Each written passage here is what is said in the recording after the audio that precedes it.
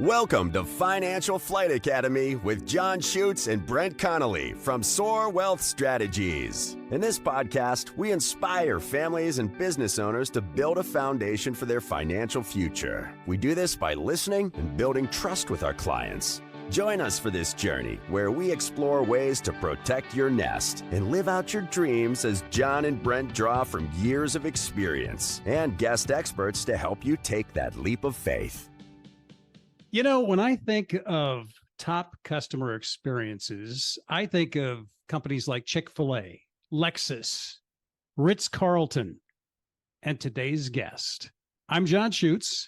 And I'm Brent Connelly. We are the founding partners of Soar Wealth Strategies. When we founded this company, our principle was to provide an elite client service experience. Yeah, that was really our number one goal when we discussed this. And that brings us to our guest today. Those who know her cannot help but love her.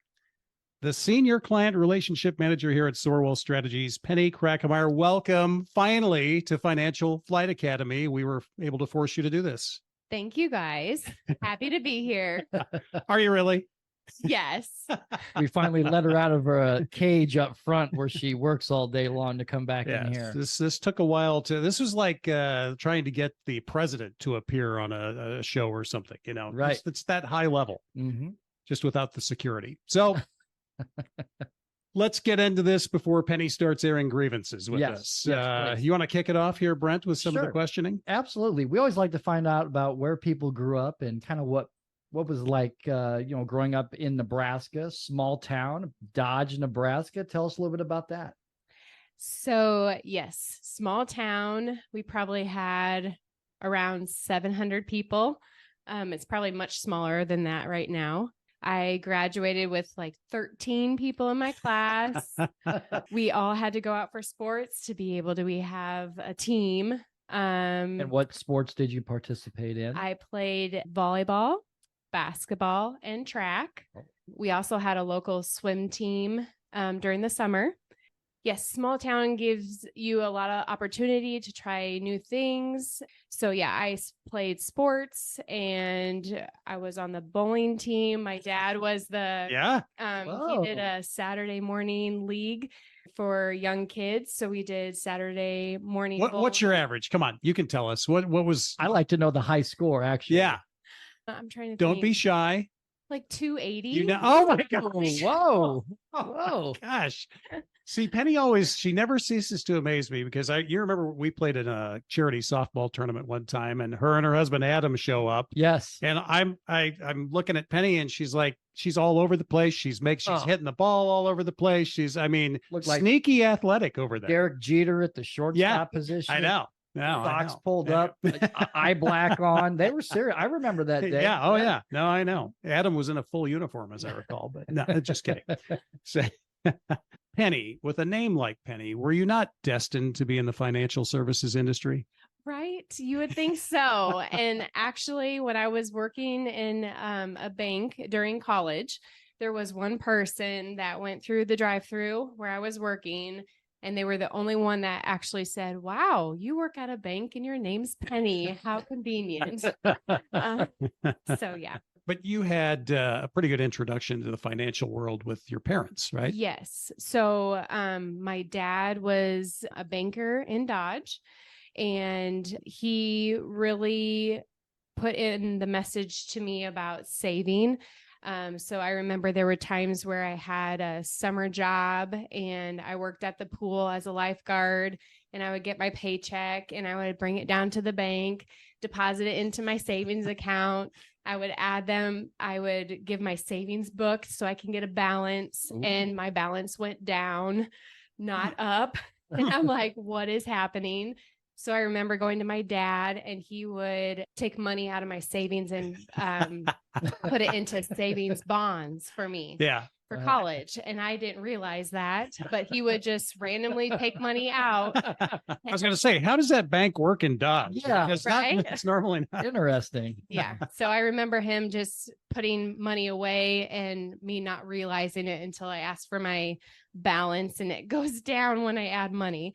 But yes, he was a big saver. He was in banking. I remember him going to banking school in Colorado. And then my parents decided to buy the insurance office in town. So then they were business owners together. So I remember both of my parents working lots of hours during the week. My dad would go in Saturday morning sometime, but they also knew how to have fun too. So it's like that work hard to play hard kind of message. Right. So yeah. Yeah. Yep. A similar theme here from our guests with unbelievable stories of parents that are working hard, rubbing two nickels together, but you guys never went without. Right. Yep. Yeah. So he was a hardworking person. My mom also was very hardworking, and they passed that on to you. What did you decide? You worked in the fields too, right? Just like Yes. many of us had to in Dodge County. yes, We're both from Dodge County, by the way. yes, We're kind of a North Bend Dodge connection there. right. Yep. I'm sensing that you also wielded a corn knife. There you go. Did. Yep. Yes. So one of my summer jobs was not only a lifeguard, but I was also walking beans. I remember my friends telling me about this bean buggy that they got to ride. And I'm like, I don't even know what that is, because we always had to walk them. And so we would do that. And then my uncle was in charge of mowing a cemetery out and by the farm that he lived on. And we would always help maintain the cemetery. So we would be mowing and weed whacking and like all that. See, kind this of is stuff. where this work ethic comes from, Brent, because Right. for people who just kind of pop into our office once or twice a year for their review, they don't realize how much Penny keeps things on track here. And I always used to call her Radar O'Reilly, but then I realized she has no idea who that is from MASH. So I had to stop calling her that. But there are many times where I will just occasionally I have to prove that I'm paying attention and say, hey, Penny, where does this stand? That's been done already. Yes. You don't even have to ask. So it's just been that work ethic in you is very obvious, I think, to everyone who deals with you, that if there's a task to be done, she's going to get it done probably before you ask. How many times have we talked to people? Oh, don't worry, I already talked to Penny about that. Yeah, I just show up here. I just work here. Exactly. Yeah. And we are blessed with client relationship managers who are like that. So it's not just Penny, but also Karen Olson before her and Karen McCall now. And we are definitely blessed with this crew that we have around us. Absolutely. Okay, Penny. So let's now move outside of Dodge. What did you do for school? Where did you go? And talk a little bit about after college. Okay. So I attended Midland Lutheran College in Fremont, which is now known as Midland University. And my major was business and marketing, like business management and marketing. And then during college, I did some work study on campus as a lifeguard, which was really easy, actually, because I just watched the pool. Nobody really ever swam in the pool, but it was a good study. I got paid to study, Sure, basically, but it was a great gig to have the extra cash. And then I also worked part-time at a bank in Fremont, just as a teller. I did the after my classes from the afternoon evening shift, basically during the drive-through, I would work there as a teller during school. And then after I graduated, my first job was full-time at a bank in Fremont, where I started as a teller and then moved into new accounts.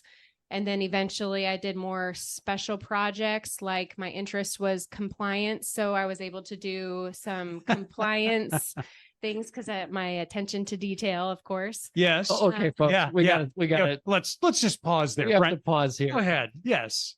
If there's one thing we give Penny a hard time about here is her love of compliance. Yes. And for all those regulators out there listening, we are very compliant. Absolutely. And compliance is a big part of our business. Of Obviously, course. we talk about it with our clients when we go through how their money is handled here, et cetera. But it takes a very special person to actually want right to monitor all that stuff, because there are a lot of minute rules that are, just things like, oh, if you send a birthday card to a client, we have to have that on file, and you can't tracking all of that stuff Why do you like, what is wrong with you, Penny? Why do you like that sort of thing? I think it's like the control aspect of it. There it There you is. go. Okay. All right. That does make some sense. Yes. And attention to detail. I like to know what's going on. I like the black and white, kind of Yeah. follow the rules, know a plan, have procedures in place, that order feel to it is Yeah. what I like the most. Well, so You get very sad. She gets very sad, John, when we have our audits and she can't sit in. I on them. know. That I is know. correct. Usually people are like, oh yeah, good. I don't have to go into the audit. No, she's Yes. disappointed. Yes. I don't get it, but that's okay. It's good. It's good. It's good. But we're talking about all of this attention to detail of yours. And it just never ceases to amaze me that when clients need something, it's just don't get in Penny's way. Right. It's don't ask her to do anything else because it's going to get done. Yes. And what I don't mean for this to be like a psychology experiment, but where's that come from? I feel like it has to do with my parents, like the detail that they had to go through with owning a business. My dad was very much like stats, like he took stats during when he announced games for baseball. He wrote all these notes down. He was very orderly. And I think it just came from how they had to run their business like that. They had to know those things. They had to keep things in order. I think it was just the upbringing from them that made me the way I was, still am. Right. Yeah. So You're not changing. I have kind of a question for both of you because I met both of you at our previous employer. And how did you two end up meeting and working together? So I gotta worked know with about I this. worked with Penny's mother-in-law Mhm. at the previous firm, and truly I was just very worried about, this was my focus, getting the right person in this role of office administrator or client relationship manager, as we call it now. And thankfully, I am so happy that her mother-in-law introduced us because it's been 12 years now. I know it seems like a lot less, doesn't it, Penny? Yeah. She's making, this is a podcast. She's making a face. So 12 years and 3 of them happy? Or- Right. Yeah, we're in the tree of trust here. Right. yeah. So why the pivot from banking? So in banking, it was when you met people like customers, that was the other thing. With banking, they were known as customers. Mhm. In this industry, with financial industry or like investing, you know them as clients. So they were called differently, which I found very interesting. Right. And I felt like the relationship between you and a customer and a banking industry seemed really quick. Like it wasn't Transactional, maybe. Yes. Yeah. So like when I was in the teller position, it was like you came to the teller, you got your money and you left. Like there was no time to small talk, like to get to know them, to ask them questions. It was nothing. It was like people were in a rush to get their money. And some people just dropped off their check and they just kept going. And you didn't have an opportunity to really get to know people as well. So in this industry, when I changed to the investing, you had to get to know them because they were more long-term. It wasn't short-term money related. It was more long-term. So you had to get to know them. You had to understand what their goals were, who their family was. So I felt like you had a better understanding of the people you were working with, Yeah. in investing versus in the banking industry. And that's the biggest difference I felt, and what I enjoy the most is just getting to know them on a more high level. And it's what you are so good at because, let's be honest, Brent, they like these ladies much more than they like us, our clients. So They could edit that part out of the podcast. well, it's actually true. Yeah, But correct.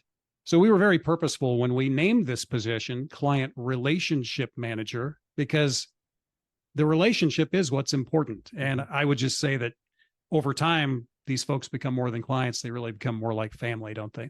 Yes, I would agree. All right. So when we come back, we're going to talk a little bit more about what Penny Kreikemeier does here with us. at Soar Wealth Strategies and why her role is so important. Excuse me. Yeah, you. Thanks so much for listening to Financial Flight Academy. We hope you're enjoying it so far. If you have any questions or would like to talk more about this topic, you can find us at soarwealthstrategies.com. And all of our social media platforms are listed in the show notes. And we're back with Financial Flight Academy, Client Relationship Manager Penny Kreikemeier. Senior Client Relationship Manager. Yes. So, Penny, why is client service so important to you? I feel like it goes back to the thought of you treat people how you want to be treated. So I think of things that if somebody did that to me, how it would make me feel. So for an example, if somebody called me randomly on my birthday from an office that I see maybe once a year, how would that make me feel? And so those are the extra things that we do here at Soar Wealth Strategies that I feel like make people feel special and important to us. So I really focus on how would that make myself feel like if I would call them, or if I would do this for them, or if I would do something for them without even being asked, is what I try to focus on. And Penny, you and Brent and the two Karens, we were all involved together in making sure that there was a purposeful cadence to how we contact our clients, so that it is not just, well, we meet once a year and we never talk to you again. Right. People get contact multiple times from us, not just in appointments, but also from their financial advisor, their primary financial advisor, but also from our client relationship managers, because it's important for all of us to know each other and know what's happening. So we've automated as much of that as we can, just so that it is not missed. Right. It's not automated in the sense that, in fact, funny story, we have options when we set up our phone system here. And one of the things we all agreed was we are absolutely not going to have number prompts to try and get a hold of the person in our office. That is awesome. Press 1 if you'd like to talk to Penny. Press 2 if that is not client service. No, So when you call here, you're either going to talk to Penny, Karen, Brent, John, or Andrew. You're not going to talk to, you can't leave a message if no one's available, but that's very rare. So I think that's very important. But just what are some of the things that you enjoy about dealing with our clients? And if you can't answer this, Penny, I'll answer it for you, because I think I know this answer. One of my favorite things that we implemented a couple years ago in the office that we were at previously was a follow-up call. So when clients meet with the advisor, one thing that I really enjoyed was to follow up with them in a call the next month, just to make sure we were able to cover everything and see if there's any questions. There was one time I remember I had called a client, and just in like the 3 weeks since the review, something had already changed, whether it be a life event, maybe it was something that they thought of later.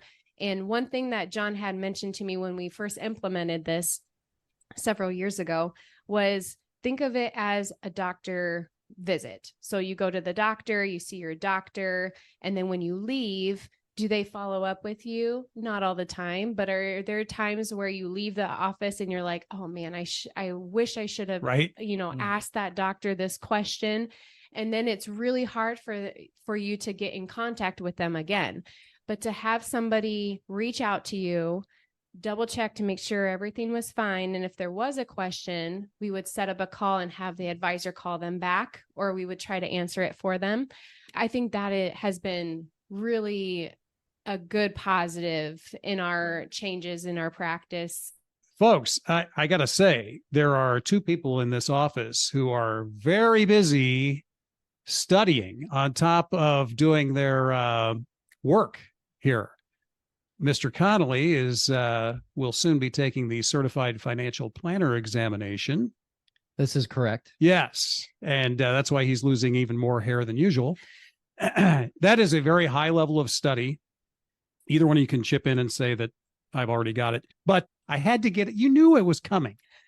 That is something that is part of our client service that we think is important, that our advisors should be highly skilled in a lot of Right. different areas. And I think, Brent, you Well, realize that we're always trying to get better, Mhm. and iron sharpens iron. And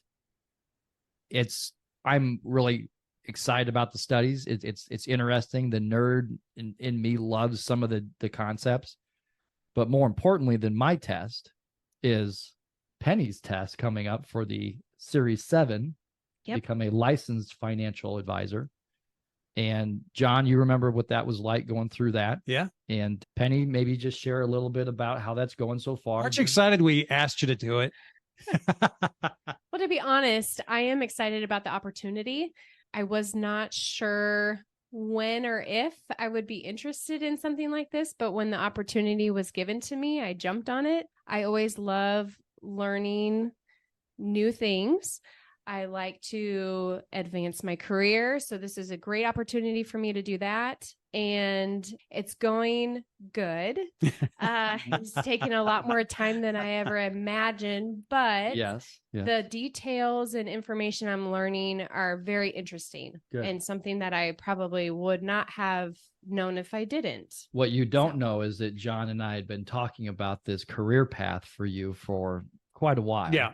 Long And time. Because when you see talent, you want right. to take advantage. Like, we are taking advantage of your talent, Penny, just in case you didn't know. But I think sometimes people have to see in you something that maybe you don't see, and we saw it a long time ago in you. So Right.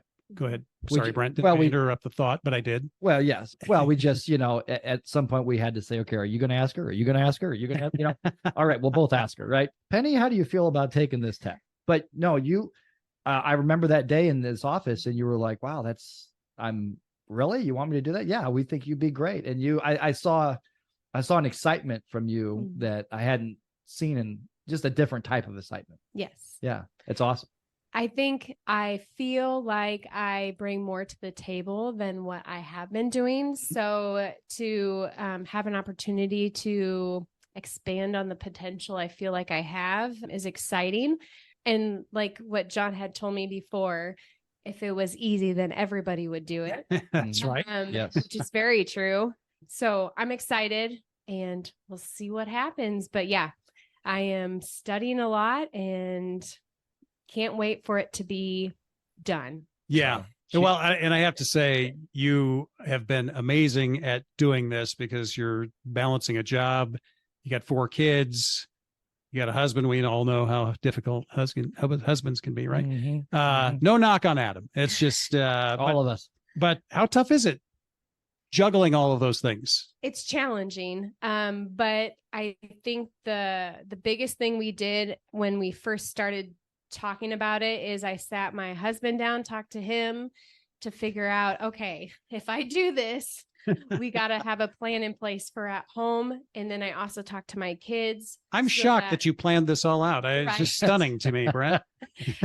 But you had to. I had to make sure that my my family at home was on board too, so Yep. that Yeah. when they saw me study, they knew what it was for and that it was good. And I think my kids enjoy it because they also, some of them are studying for tests and stuff too. So I hope that it inspires my kids Absolutely. to do, like, to expand on the talents and knowledge that you can get Yeah. when an opportunity comes awry. If I know Penny, she has a large calendar probably in her Oh. kitchen at home that's At least one. color coordinated.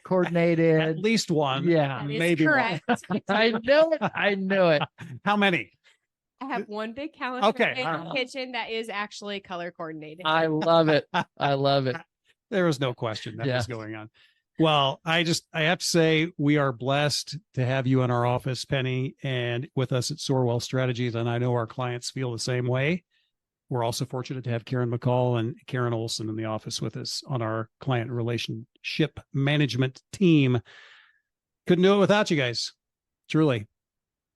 Nope, that's true. If you'd like to learn more about Soar Wealth Strategies and our flight team, please visit our website, soarwealthstrategies.com, or please give us a call at